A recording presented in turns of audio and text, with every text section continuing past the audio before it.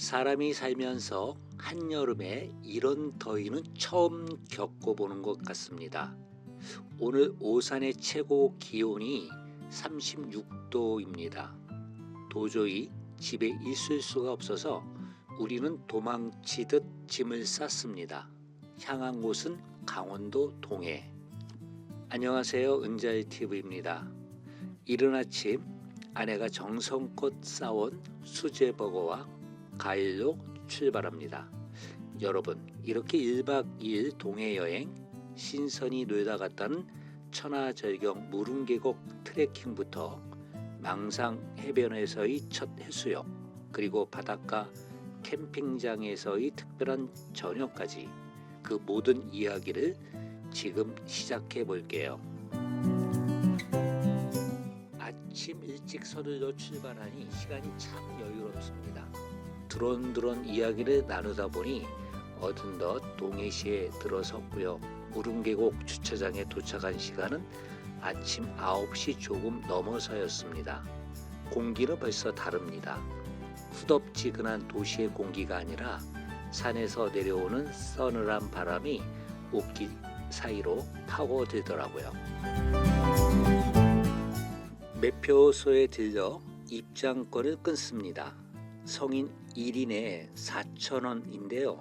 여기서 반가운 소식, 동해사랑 상품권으로 1인당 2,000원씩을 돌려준답니다. 실질적으로 2,000원에 이 천하절경을 누리는 셈이니 이보다 좋을 순 없겠죠. 무릉계곡은 두타산과 청옥산 사이를 흐르는 4km 길이의 계곡입니다. 사마사에서 용추폭포에 이르는 계곡과 그 일대는 하강암으로 형성된 목가 폭포, 아름다운 바위들이 이루는 장관이 빼어납니다.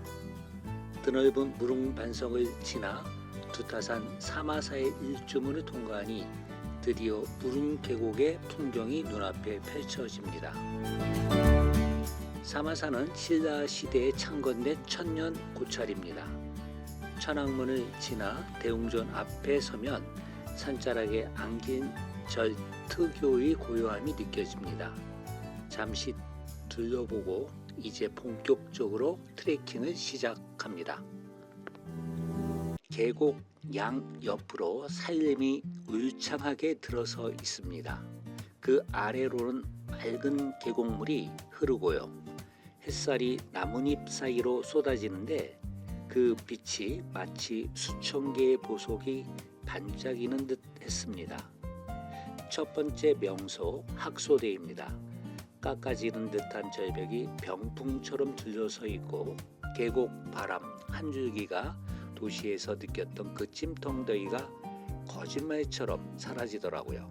우리는 학소대 계곡물에 손을 담그고 땀을 닦아냈습니다. 학소대를 지나면 병풍바위가 나타납니다. 말 그대로 거대한 병풍을 펼쳐놓은 듯한 바위 절벽이에요. 그리고 선녀탕, 이건 정말 말이 필요 없는 풍경이더라고요. 하늘에서 선녀가 내려와 목욕을 했다는 전설이 있을 만큼 그 물빛이 에메랄드처럼 빛납니다. 그렇게 조금 더 올랐을까요? 드디어 쌍폭포와 용추폭포가 모습을 드러냅니다. 쌍폭포는 두 줄기의 물이 나란히 바위를 타고 흐르는데 마치 한 폭의 동양화를 보는 듯 했고요. 그 위 용추폭포는 3단으로 떨어지는 물줄기가 정말 장관입니다. 우리는 폭포 앞 바위에 걸터 앉아 신발을 벗고 발을 물에 담갔습니다. 1시간 반 가까이 걸어온 피로가 그 차가운 물에 씻겨 내려가는 느낌이었어요. 그렇게 한참을 말없이 폭포만 바라보고 있었습니다.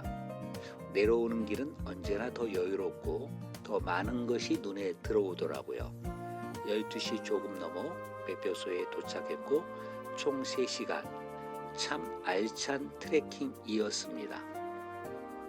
트레킹 후 허기를 달랜 곳은 무릉관리사무소 입구에 있는 무릉해관입니다.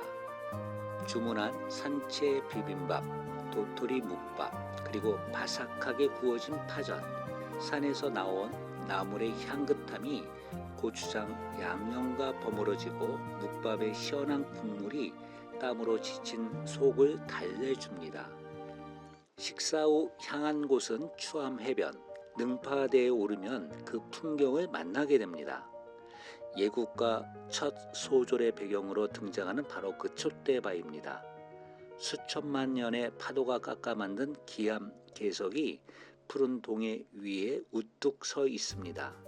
그 모습이 마치 촛대 같다고 해서 붙여진 이름인데 정말 신기하게도 거대한 자연의 촛대가 바다 한가운데에 켜져 있는 듯한 느낌이에요. 출렁다리를 건너고 해암정을 바라보고 추암 해변의 모습을 이렇게 담아냈습니다.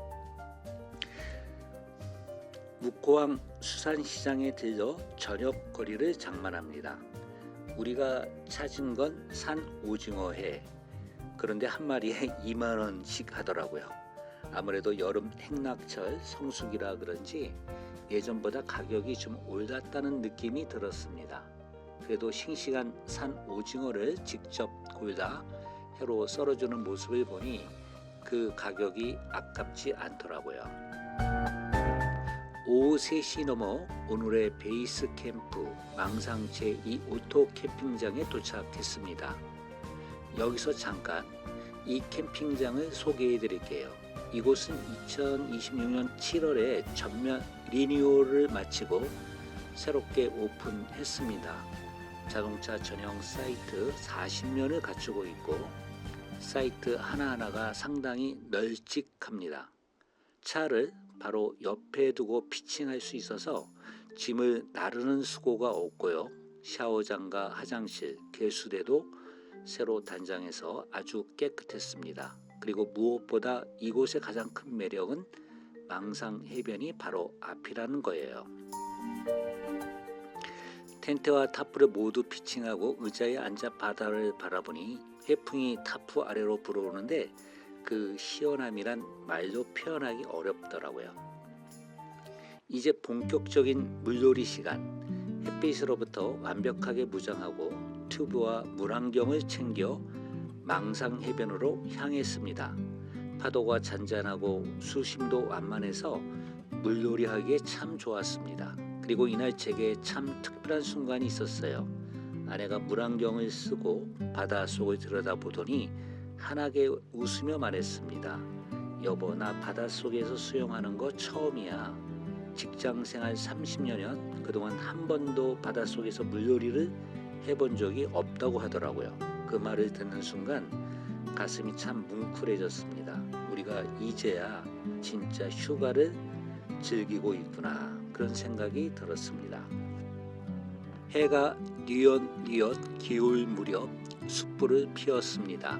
집에서 가져온 고기와 감자, 그리고 묵호항에서 사온 산 오징어회, 그리고 이번에는 특별히 와인 한 병을 준비했습니다. 바닷가 캠핑장에서 마시는 와인 한 잔, 생각보다 훨씬 더 음식과 잘 어울리더라고요. 숯불에 구운 고기의 기름진 풍미, 쫄깃한 산 오징어의 감칠맛, 그리고 입안을 부드럽게 감싸는 와인의 여운, 그 모든 것이 어우러져서 이 순간만큼은 세상에서 가장 호화로운 만찬처럼 느껴졌습니다.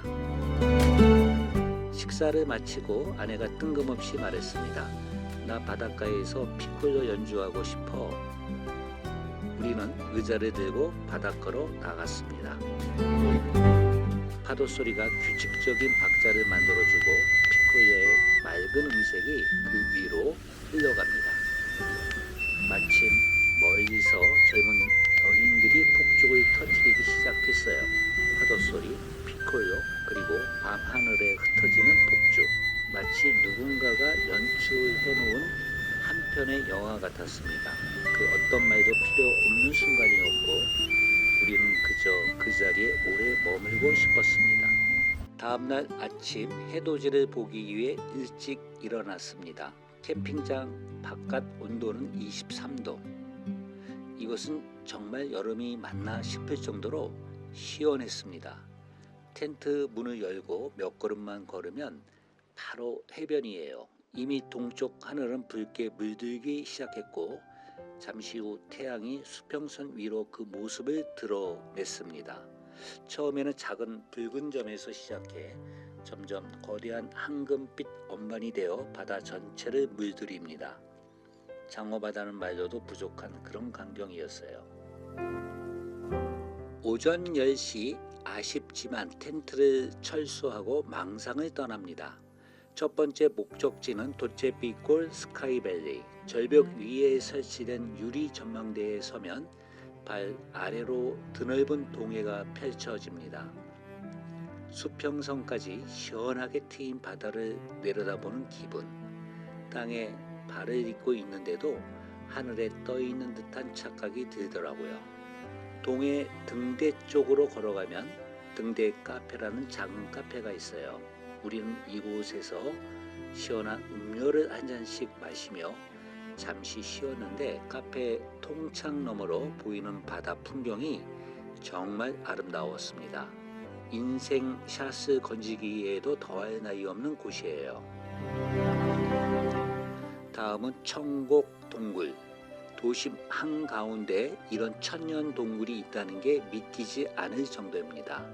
1990년대 초 신도시 개발 과정에서 우연히 발견되어 지금에 이르렀다고 합니다. 동굴 내부로 들어서자마자 느껴지는 건 바깥의 여름더위가 완전히 잊힙니다. 4억에서 5억 년의 세월이 빚어낸 종려석과 석순, 그리고 동굴 천장에 거꾸로 매달려 사는 박쥐들, 지구의 시간을 온몸으로 느낄 수 있는 공간이었습니다. 점심은 천곡에서 가까운 동원 막국수.